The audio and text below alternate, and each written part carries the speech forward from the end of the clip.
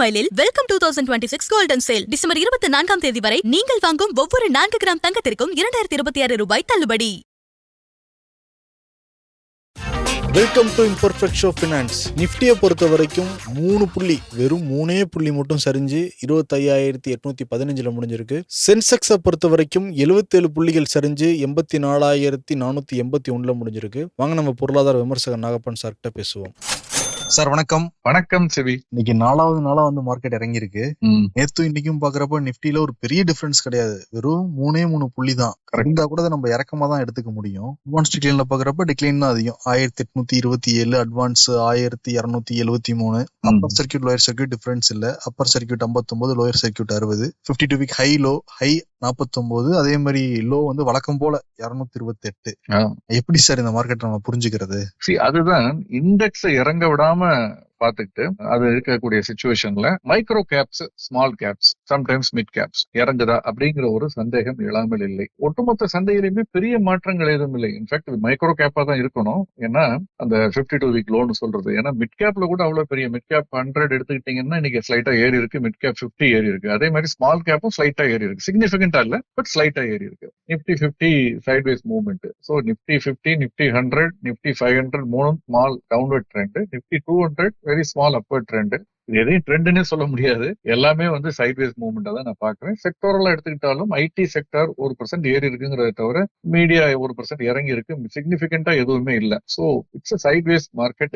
Once again consolidation நடந்துகிட்டு இருக்கு. ஒரு பக்கம் கன்ஃபியூஸ்டா இருக்குன்னு சொல்லலாம், ஒரு ட்ரிகர் பாயிண்ட்டுக்காக சந்தை காத்திருக்கிறதுன்னு சொல்லலாம். இல்ல மேஜரா எந்த விதமான ஒரு டீவியன்டான டேட்டா இல்லைங்கிறப்போ சைட்வேஸ்ல இருக்குன்னு சொல்லலாம். அதனால இது ஒரு சைட்வேஸ் மூவ்மெண்ட், கன்சாலிடேஷன் ஃபேஸ், அப்படித்தான் நான் பாக்குறேன். என்ன ட்ரிகர் பாயிண்ட் சார் அது?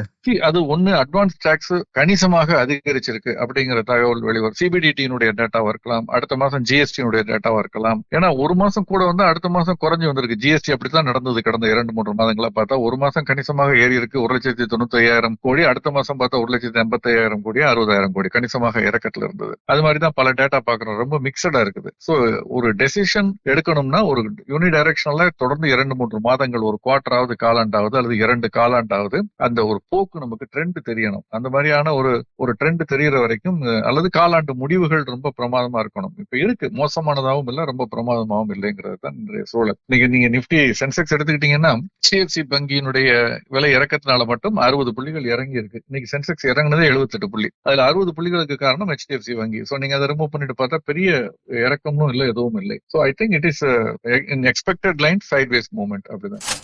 நேத்து செபி போர்ட் மீட்டிங் முடிஞ்சது. பாக்குறப்ப மியூச்சுவல் ஃபண்ட் கம்பெனிஸ் ஸ்டாக் கொஞ்சம் அதிகமாயிருக்கு. அதுக்கு ஏதாவது சம்பந்தம் இருக்குங்களா, இல்ல நான் சம்மந்தப்படுத்திட்டேனா? இல்ல, தொடர்பு இருக்கு. HDFC அசெட் மேனேஜ்மெண்ட் கம்பெனி பங்கு இன்னைக்கு 7% ஏறி இருக்கு. அதே மாதிரி UTI asset management company, Aditya Birla Sun Life அவங்களுடைய AMC, இந்த மாதிரி இந்த மியூச்சுவல் ஃபண்ட் நிறுவனங்களுடைய பங்குகள் எல்லாமே இன்னைக்கு ஏறி இருக்கு அப்படிங்கறத பாக்குறோம். HDFC AMC அளவுக்கு ஏறலைனாலும் பெரும்பாலான AMC பங்குகள் இன்னைக்கு ஏறி இருக்கு சிக்னிபிகண்டா. இது என்ன காரணம்னா ஒரு நெகட்டிவ் நியூஸ் எதிர்பார்க்கப்பட்டது. எந்த விதமான பாசிட்டிவ் நியூஸ்னாலும் இந்த பங்குகள் ஏற, அதனால நினைவுல வச்சுக்கணும். ஒரு பெரிய நெகட்டிவ் நியூஸ் எதிர்பார்க்கப்பட்டது, அது அவ்வளவு நெகட்டிவா இல்ல, அந்த நெகட்டிவிட்டி குறைவா இருந்தது. என்ன அப்படின்னா, செபி சில நாட்களுக்கு முன்பு ஒரு கன்சல்டேஷன் பேப்பர் போட்டிருந்தாங்க அவங்களுடைய வெப்சைட்ல. எதுக்குன்னா 2-3 பழைய ரெகுலேஷன்ஸ் ரிவைஸ் பண்றதுக்கு. அதுல ஒன்று securities and exchange board of India regulations 1990, stock brokers regulations 1992, அதே மாதிரி ஸ்டாக் புரோக்கர் ரெகுலேஷன் 2025 ஒன்னு இருக்கு. அதே மாதிரி 92க்கு அப்ப அது வந்தது. அதே மாதிரி 96ல மியூச்சுவல் ஃபண்ட் ரெகுலேஷன்ஸ் வந்தது, செபி மியூச்சுவல் ஃபண்ட் ரெகுலேஷன்ஸ். இது எல்லாத்தையுமே ஒரு மாதிரி ரிவைஸ் பண்ணுங்கிறது ரொம்ப நாளா பேசிட்டு இருக்காங்க. இது சம்பந்தமாக அவர்கள் டிஸ்கஷன் பேப்பர்ஸும் இணையதளத்துல போட்டு பொதுமக்களுடைய கருத்து, மியூச்சுவல் ஃபண்ட் டிஸ்ட்ரிபியூட்டர்ஸ் கருத்து, அசெட் மேனேஜ்மெண்ட் கம்பெனிஸோட கருத்து எல்லாம் கேட்டிருந்தாங்க. அதுல இந்த AMCs பொறுத்த வரைக்கும் பாதிக்கக்கூடிய விஷயமாக எது பார்க்கப்பட்டது என்றால், இந்த AMCs இப்போ வாங்கிட்டு இருக்கிறது டோட்டல் எக்ஸ்பென்ஸ் ரேஷியோன்னு சொல்லி நீங்க போடக்கூடிய பணத்துல இருந்து ஒரு பகுதியை அவர்கள் அவர்களுடைய செலவுகளுக்கு எடுத்துக்கிறாங்க. அதுல 2 பகுதி இருக்கு. ஒன்று statutory levies, securities transaction tax, ஒவ்வொரு முறை பங்குகளை வாங்கும் பொழுதும் அரசாங்கத்திற்கு கட்ட வேண்டியது, இந்த மாதிரியான கட்டணங்கள். அது இல்லாமல் இவர்களுடைய அந்த பங்கு வாங்குற தரகருக்கு கொடுக்கறது, இவர்களுடைய ஆலோசனைக்கு கொடுக்கறது, அந்த நிர்வாகம் செய்வதற்கு கொடுக்கறது, அந்த செலவுகளுக்குன்னு இது இரண்டும் சேர்ந்துதான் டோட்டல் எக்ஸ்பென்ஸ் ரேஷியோன்னு சொல்லி நார்மலா 1% 2% வரைக்கும் வரும். நீங்க பாத்தீங்கன்னா டிஆர்னு இருக்கும். இது சில இடத்துல குறைச்சிருக்கும், சில இதுல கூட இருக்கும், சில மியூச்சுவல் ஃபண்ட்ஸ்ல. இதை கட்டுக்குள்ள கொண்டு வரணும். ரெண்டாவது இதுல ஒளிவு மறைவற்ற தன்மையை கொண்டு வரணும். டோட்டல் எக்ஸ்பென்ஸ் ரேஷியோன்னு போட்டுட்டு நீங்க புரோக்கரேஜே 0.15% போட்டீங்கன்னா ஒவ்வொரு முறையும் வாங்கும் பொழுதும் விற்கும் பொழுதும் அது முதலீட்டாளருக்கு ஒரு பெனால்ட்டியா இருக்குது. அவர் ஆல்ரெடி எந்த விதமான ப்ராஃபிட்டும் கேரண்டி கிடையாது, லாஸ் வரலாம். ஆனாலும் நீங்க புரோக்கரேஜ் மட்டும் போட்டு புரோக்கருக்கு கொடுத்துருவீங்க, உங்களுடைய செலவுகள் உள்ளதை எடுத்துக்கிட்டு ஸ்டாச்சுரரி எடுக்கிறீங்க. சோ இது எவ்வளவு நீங்க எடுத்துக்கிட்டீங்க அப்படிங்கிறது அவருக்கு தெளிவா இல்ல. அப்ப முதலீட்டாளருக்கு தெளிவாக தெரியும் வகையில இப்ப என்ன மாற்றி அமைத்திருக்கிறார்கள்னா பேஸ் எக்ஸ்பென்ஸ் ரேஷியோன்னு ஒண்ணு கொண்டு வர்றாங்க. அதுதான் இந்த நிறுவனம் எடுத்துக்கொள்வது, தரவு கட்டணம் இதெல்லாம் உள்ளது. இது போ ஸ்டாச்சுட்டரி லெவிஸை தனியா கொண்டு வந்துடுறாங்க. அரசாங்கத்துக்கு கொடுக்க வேண்டிய அந்த டாக்ஸஸ் எல்லாம் தனியா வந்துருது. சோ இப்ப இது ஒரு ஒளிவு. இதை முன்பு சொன்னது ரொம்ப அதிகமான ஒரு அளவு சொல்லியிருந்தாங்க, குறைக்க போறோம்னு சொல்லி, மிகப்பெரிய அளவில் இதை குறைக்க போறோம்னு சொல்லியிருந்தாங்க. இப்ப அந்த அளவுக்கு குறைக்கலன்னு அவர்கள் அதை ஸ்ட்ரீம்லைன் பண்ணி ஒவ்வொரு ஃபண்டுக்கு தகுந்த மாதிரி அதை மாற்றி அமைத்திருக்கிறார்கள். அது ஃபுல் டீடைல்ஸ் அந்த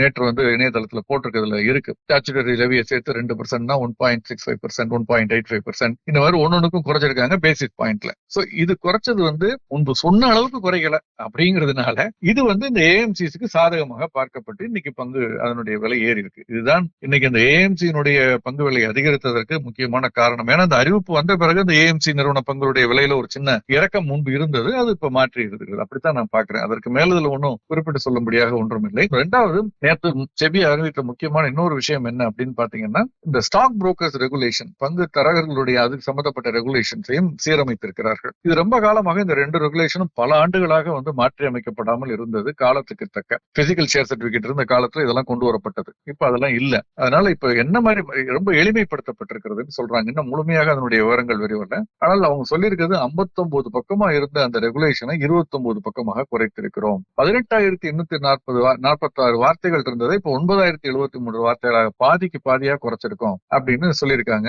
ரொம்ப எளிமைப்படுத்தி இருக்கிறோம், கம்ப்ளைண்ட்ஸை சுலபமாக்க பண்ணியிருக்கோம் அப்படின்னு சொல்லியிருக்காங்க. அதே சமயத்துல முதலீட்டாளருடைய பாதுகாப்புக்கு எந்த விதமான காம்ப்ரமைஸும் இல்லாம பண்ணிருக்கோம்னு சொல்லியிருக்காங்க. சோ இது 2 முக்கியமா. இது தவிர வேறு சில அறிவிப்புகள் வெளியிட்டிருக்காங்க. பட் இது 2 மிக முக்கியமான அறிவிப்புகள். முதலீட்டாளர்களை பொறுத்தவரை அவர்களுக்கு நல்லது செய்ய வேண்டும் என்ற செபியினுடைய எண்ணத்துலதான் அந்த செலவுகளை குறைப்பதற்கு முயற்சி எடுத்தார்கள். அவர்கள் முதல்ல சொன்ன அளவுக்கு இல்லைனாலும் இப்ப கணிசமாக குறைச்சிருக்காங்க. அதுதான் உண்மை.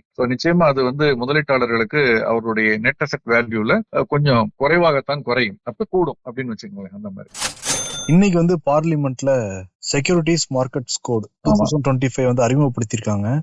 இதுல நம்ம தெரிஞ்சுக்க வேண்டியது என்ன சார்? இது நமக்கு சாதகமா அல்லது பாதகமா? இது நேற்று செபி சொன்னதோட தொடர்ந்து இதை நீங்க தொடர்புபடுத்தி பாருங்க. இப்ப சொல்லியிருக்கிறது செக்யூரிட்டிஸ் மார்க்கெட்ஸ் கோட் பில் 2025 அறிமுகப்படுத்தியிருக்காங்க. அந்த இதுல பாராளுமன்றத்துல நிதியமைச்சர் அவர்கள் லோக்சபால நீங்க சொல்லியிருக்காங்க. இது என்னன்னா, இந்த இந்தியாவில இருக்கக்கூடிய செக்யூரிட்டிஸ் லா பல விதமான 2-3 லா இருக்கு. அது ஒன்னொன்னும் பல காலகட்டங்கள்ல கொண்டு வரப்பட்டது. அப்பப்ப சின்ன சின்ன மாடிபிகேஷன் பண்ணிருக்கு. இது ஒட்டுமொத்தமாக ஒன்றாக்கி எளிமைப்படுத்தி கொண்டு வருவது இதனுடைய முயற்சி. ஏன்னா செபி சில விஷயங்களை தான் ஒழுங்குபடுத்த முடியும், சில இது பாராளுமன்றத்தில் சட்டமாக பாஸ் பண்ணி தான் மாற்ற முடியும். அதன் அடிப்படையில செபி ஆக்ட் 1992 வந்தது, securities exchange board of India act. அது போக இந்த சந்தையை கவர்ன் பண்ணது செக்யூரிட்டிஸ் கான்ட்ராக்ட் ரெகுலேஷன் ஆக்ட்னு சொல்லி 1956 வந்தது, SCRA அப்படின்னு சொல்லுவாங்க. மூன்றாவது டெபாசிட்டரிஸ் ஆக்ட்னு 1996 வந்தது. 1956 SCRA act, 92 SEBI, 96 depositories act. இந்த மூன்றையும் ஒருங்கிணைத்து ஒரு கன்சாலிடேட்டட் கோடா இப்ப கொண்டு வருவதற்கான முயற்சியில் அரசாங்கம் இறங்கி இருக்கிறது. இதை ஒழுங்குபடுத்தி அதை ஒன்றாக்கிய பிறகு மீண்டும் அதை முறையாக நடைமுறைப்படுத்துவார்கள் நம்பலாம். என்னை பொறுத்த வரைக்கும் நேற்று செபி எடுத்த நடவடிக்கையும் சரி, ஏன்னா முதலீட்டாளர்களுக்கு அவர்களுடைய பணத்துல பண்ணக்கூடிய செலவுகளை கட்டுப்படுத்தி அவர்களுக்கு அதிக ஆதாயம் தர வேண்டும் அப்படிங்கிற எண்ணத்துல எடுக்கப்பட்டிருக்கிறது. அது முதல்ல சொன்னபடி பண்ணியிருந்தாங்கன்னா ஓவர் கில்லா இருந்திருக்கும். ஏன்னா யாருமே அந்த நிறுவனங்கள் கூட ஒரு லாபம் சம்பாதிப்பதற்கு தான் இருக்கிறார்கள். அது ரொம்ப ஸ்பீஸ் பண்ணா இன்னொரு சைடை ஸ்பீஸ் பண்ணாம, இன்னொரு சைடை ரெகுலேட் பண்ணாம, யூலிப் மாதிரியானதுல அதிக கமிஷன் கொடுக்கப்படுகிறது. அது பண்ணாம இதை பண்ணும்போது மியூச்சுவல் ஃபண்ட் டிஸ்ட்ரிபியூட்டர்ஸ் பாதிக்கப்படுவார்கள். அவர்கள் தான் பெரிய அளவுல எப்படி LIC ஏஜென்ட்ஸ் காப்பீடை இந்தியா முழுவதும் ஒரு கட்டத்துல எடுத்துக்கிட்டு போனாங்களோ பல ஆண்டுகளுக்கு முன்பு, இவர்கள் தான் எடுத்துக்கிட்டு போயிருக்காங்க. அவர்களுடைய இதுல கை வைக்கும் பொழுது அது பாதிக்கும். சோ அதை கவனமாக கையாள வேண்டும். ஸ்டெப் பை ஸ்டெப்பா தான் போவாங்கன்னு நினைக்கிறேன். அது மாதிரி பண்ணிருக்காங்க. அதே மாதிரிதான் இந்த செக்யூரிட்டிஸ் மார்க்கெட்ஸ் கோடு பில்லும். சோ நிச்சயமா ஒரு தெளிவை கொண்டு வரக்கூடிய ஒரு விஷயம். ரொம்ப காம்ப்ளிகேட்டடா சட்டத்திட்டங்களை வச்சுக்காம எளிமைப்படுத்த வேண்டிய ஒரு காலகட்டத்தில் நம்ம இருக்கோம். ரிலையன்ஸ் தமிழ்நாட்டை சேர்ந்த உதயம் நிறுவனத்தை வாங்கியிருக்காங்க. அவங்க வாங்கினதோட நோக்கம் என்ன சார்? அவர்கள் ஒரு இப்ப டாடா கன்சியூமர் பிராண்டா இருக்கட்டும், பல கன்சியூமர் அந்த ஸ்பேஸ்ல பாத்தீங்கன்னா பலர் இருக்காங்க. பலருமே சிறப்பாக அது ஒரு மிகப்பெரிய சந்தை. சோ அந்த சந்தையை நோக்கி குறிவைத்துதான் இப்ப இந்த உதயம் அப்படிங்கிற அந்த உதயம் அக்ரோ ஃபுட்ஸ் அந்த நிறுவனத்தினுடைய அந்த இதை ஸ்டேக்கை அவங்க வாங்கியிருக்காங்க. அவர்கள் சொல்லி இருக்கிறது என்ன அப்படின்னு பாத்தீங்கன்னா, இப்ப ஸ்டாக் எக்ஸ்சேஞ்சுக்கு அவர்கள் தெரிவித்திருக்கிறார்கள் என்எஸ்சிக்கும் பிஎஸ்சிக்கும் ரிலையன்ஸ் இண்டஸ்ட்ரி. அதுல அவர்கள் சொல்லியிருக்கக்கூடியது என்னன்னா, ரிலையன்ஸ் கன்சியூமர் ப்ராடக்ட்ஸ் லிமிடெட் அப்படிங்கிற அவர்களுடைய அந்த நிறுவனம், அது ரிலையன்ஸ் இண்டஸ்ட்ரீஸ் சப்சிடரி. அவங்க Reliance consumer products acquires Tamil Nadu heritage nutrition brand உதயம், அந்த பிராண்டை விலைக்கு வாங்குறதா தான் அவர்கள் தெரிவித்திருக்கிறார்கள். இதனுடைய முழு விவரங்கள் நமக்கு போகத்தான் தெரிய வரும். அதனால நம்ம பொறுத்திருந்து பார்க்கணும். பட் அவர்கள் வாங்கி இருக்கிறதுக்கு காரணம் என்னன்னா, இந்த கன்சியூமர் ஸ்பேஸ்ல நுகர்வோருடைய அந்த வாணிப அந்த இடத்துல மிகப்பெரிய மார்க்கெட், மிகப்பெரிய வாய்ப்பு இருக்கு. அதுல இன்னும் அக்ரெசிவா கால் பதிக்கணும் அப்படிங்கறது எண்ணத்துலதான் அதை வாங்கியிருக்காங்க. ஏன்னா இது ஒரு பெரிய பிராண்டுங்க. அப்படிங்கிறப்ப இந்த ஏரியால அதிகம் அறிந்த பிராண்டு, அதனால அதை வாங்கியிருக்காங்க. சோ நிச்சயமா அவர்களுடைய ஒரு டாப் லைன் பாட்டம் லைன் குரோத்துக்கு பெரிய அளவுல ஹெல்ப்ஃபுல்லா இருக்கும்னு நம்பலாம். தொடர்ந்து கமாடிட்டிஸ் தங்கம் வெள்ளி பத்தி பேசிக்கிட்டு இருக்கோம். ஆமா, சைனா வெள்ளி ஏற்றுமதியை தடை பண்ண போறதா தகவல் சார். அதெல்லாம் முன்னாடியே தெரிஞ்சுக்கிட்டனாலதான் நல்லா வெள்ளி ஏறிச்ச விலை. நிச்சயமா நான் சொல்லுவேன், பையான் பொதுவா சொல்லுவாங்க சந்தையில buy on news, rumour and sell on news. இந்த தகவல் நேற்றிலிருந்து இருந்து ஓடிக்கிட்டு இருக்கு. சர்வதேச பிசினஸ் செய்தித்தாள்கள் பல இதுல இதை பத்தி செய்தி வந்திருக்குது. இந்த மாதிரி சைனா வர ஆண்டுல இருந்து வெள்ளி ஏற்றுமதிக்கு நிறைய கட்டுப்பாடுகள் கொண்டு வர போறாங்க அப்படின்னு செய்திகள் வந்திருக்கு. இது எதிர்பார்த்தா என்னன்னு தெரியல, ஏறிக்கிட்டே இருந்திருக்கு. ஏன்னா சைனா ரேர் எர்த் மினரல்ஸை கர்வ் பண்ண உடனே அதுக்கான தேவை அது ஒரு பெரிய தட்டுப்பாடு வந்தது, சிக்கல் உருவானது. அது மாதிரி வெள்ளியும் ஏன்னா சைனா உலகத்தினுடைய மிகப்பெரிய வெள்ளி எடுக்கக்கூடியதுல மிகப்பெரிய நாடு அவங்க தான், சைனா தான். உலகத்தினுடைய தேவையில 3/2 பங்கு சப்ளை சைனால இருந்து மைனிங் ஆகிறதான் சொல்லப்படுகிறது. ஆனா ஆச்சரியமா என்னன்னா, இந்தியா சைனால இருந்து அதிகம் இம்போர்ட் பண்ணல. இந்தியா இம்போர்ட் பண்றது பாத்தீங்கன்னா பெரும்பாலும் யூகேல இருந்து, ஹாங்காங்ல இருந்து, அதுக்கப்புறம் சுவிட்சர்லாந்துல இருந்து வருது, கொஞ்சம் யூஎஸ்ல இருந்து வருது. இந்த மாதிரி இதுல பிரிடாமினென்டா ஹாங்காங்ல இருந்து வர்றதுக்கு அவங்க சொல்லக்கூடியது சைனால இருந்து வர்றதுதான், அது ஹாங்காங் வழியாக வருகிறது இருக்கலாம் அப்படின்னு அவங்க சொல்றாங்க. குறிப்பாக இந்த செப்டம்பர் அக்டோபர்ல பெரிய அளவுல இந்தியா இறக்குமதி பண்ணிருக்கு. இந்த 2 மாதத்துல 2600 டன் நம்ம இறக்குமதி பண்ணிருப்பதாக இன்னைக்கு செய்திகள் வந்திருக்கதா நம்ம பாக்குறோம்.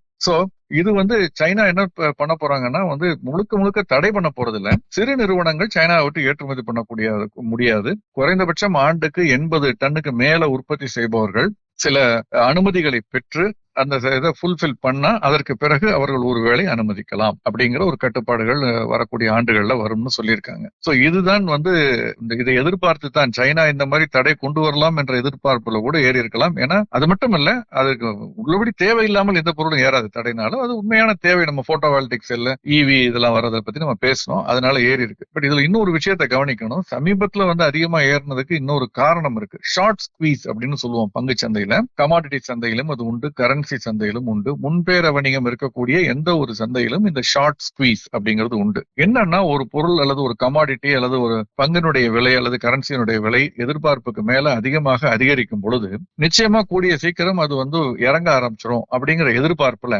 மிக விலை அதிகமா ஏறிக்கிட்டு இருக்கும் பொழுது அதுல யாராவது கையில அந்த பங்கு அந்த இதோ இல்லாம வித்து வைப்பாங்க. பின்ன இறங்கும் பொழுது அப்புறம் அந்த குறைவான விலைக்கு வாங்கும் பொழுது அந்த ஏறின விலையில வித்ததுக்கும் இறங்கின விலைக்கு வாங்கினதுக்கும் இடையில உள்ள லாபம் அவர்களுக்கு சேரும். அந்த முதல்ல விற்கிறதுக்கு பேரு கையில அந்த பொருளோ அந்த ஒரு பங்கோ இல்லாமல் விற்பதுக்கு பேரு ஷார்ட் போறதுன்னு சொல்றது. ஆனால் அந்த பங்கினுடைய விலையோ கமாடிட்டிஸ் விலையோ இறங்காமல் போயிடுச்சுன்னா, அல்லது இறங்காமல் மத்தவங்க பாத்துக்கிட்டாங்கன்னு வச்சுங்க, மார்க்கெட்ல இருக்கக்கூடிய மிகப்பெரிய வலுவான ஆபரேட்டர்ஸ் பாத்துக்கிட்டாங்கன்னா, அப்ப நீங்க வேற வழி இல்லாமல் அதிக விலை கொடுத்து, நீங்க வித்த விலையை விட அதிக விலை கொடுத்து அதை வாங்க வேண்டி வரும். அப்ப நஷ்டத்துல முடியும். சோ இதை ஷார்ட் ஸ்குவீஸ்னு சொல்றது. இந்த மாதிரி அமெரிக்காவில் சர்வதேச அளவுல பல நிறுவனங்கள் எப்படி ஷார்ட் ஸ்குவீஸ்ல மாட்டிக்கிட்டு கவர் பண்ணிருக்கதா சொல்றாங்க. அதனாலதான் அதிவேகமாக இந்த 2ஆம் முறை வெள்ளியினுடைய விலை முதல்ல ஏறிட்டு இறங்குனுச்சு இல்லையா, போன மாசம் திரும்ப ஏற ஆரம்பிச்சதுக்கு இந்த ஷார்ட் ஸ்குவீஸ் தான் காரணம்னு சொல்றாங்க. குறிப்பாக ஜேபி மார்கன் சிகாகோ மெர்கண்டைல் எக்ஸ்சேஞ்சில் 200 மில்லியன் அவுன்ஸுக்கு, அதாவது 6750 டன்னுக்குள்ள பொசிஷனை அவங்க பண்ணிருக்கதா, ஷார்ட் பொசிஷன் இருந்து அதை ஜூன்ல இருந்து அக்டோபருக்குள்ள இந்த கடந்த 3-4 மாதங்களுக்குள்ள க்ளோஸ் பண்ணிருக்கதா சொல்றாங்க. சோ அதுவும் ஒரு காரணமாக இருக்கலாம். சோ ஷார்ட் ஸ்குவீஸும் நான் சொன்னேன், திரும்ப ஸ்பெகுலேட்டர்ஸ் மார்க்கெட்ல விளையாடுறாங்கன்னு. சோ அது இப்ப தெளிவாகி இருக்கிறது. இது இனிமேல் இப்ப இந்த தகவல் வெளிவந்து விட்டது. இனி சைனாவுடைய கர்வை பொறுத்து அது எவ்வளவு எஃபெக்டிவா இருக்குங்கிறத பொறுத்து வெள்ளியினுடைய விலையினுடைய ஏற்ற இறக்கம் இருக்கும். இன்னைக்கு பாத்தீங்கன்னா வெள்ளியினுடைய விலை கொஞ்சம் இறங்கி இருக்கு, ஒரு 3/4% இறங்கி இருக்கு. எம்சிஎக்ஸ் சந்தையில, சர்வதேச சந்தையில சைட்வேஸ் மூவ்மெண்ட்ல தான் இருக்கு. தங்கத்தினுடைய விலையும் கச்சாயினுடைய விலையும் எல்லாமே சைட்வேஸ் மூவ்மெண்ட்ல தான் இருக்கு. சிக்னிபிகண்டான மூவ்மெண்ட் இல்ல. யூஎஸ் டாலர் இண்டெக்ஸுமே சைட்வேஸ்ல தான் இருக்கு. எந்த விதமான ஒரு பெரிய மூவ்மெண்ட் இன்னைக்கு கமாடிட்டி மார்க்கெட்லயோ கரன்சி மார்க்கெட்லயோ இல்ல.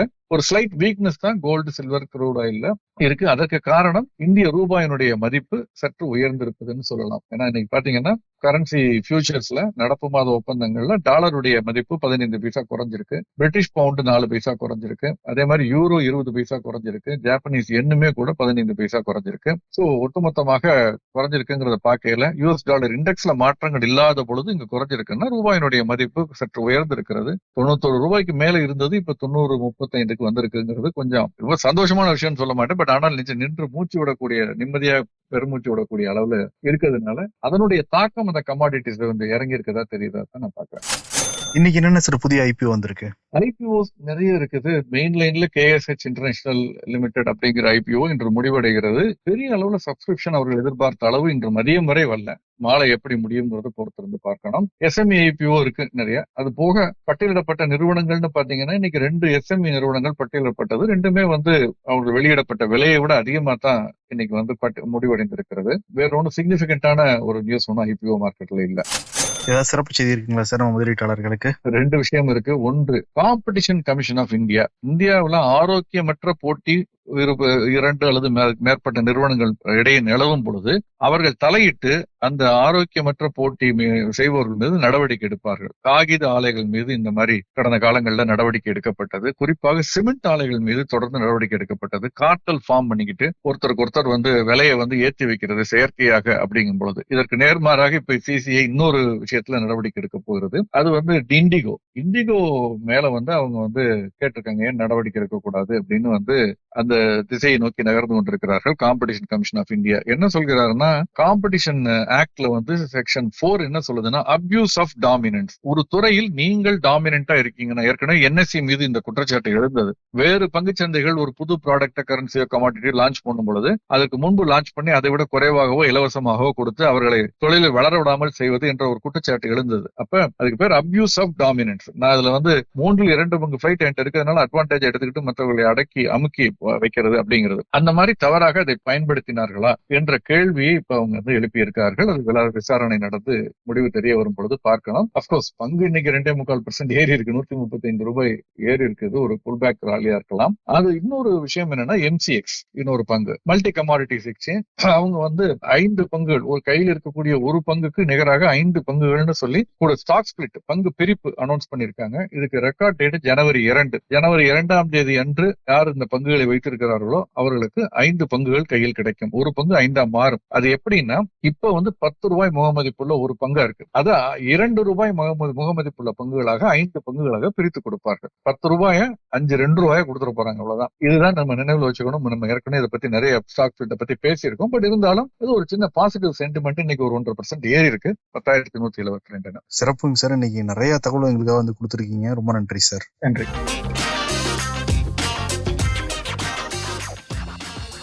புத்தாண்டு கொண்டாட்டமாக தங்கமயில் வழங்கும் வெல்கம் 2026 கோல்டன் சேல். நீங்கள் வாங்கும் ஒவ்வொரு 4 கிராம் தங்கத்திற்கும் 2026 ரூபாய் தள்ளுபடி. இச்சலுகை டிசம்பர் 24ஆம் தேதி வரை மட்டுமே. தங்கம் வாங்க தங்கமயிலுக்கு வாங்க.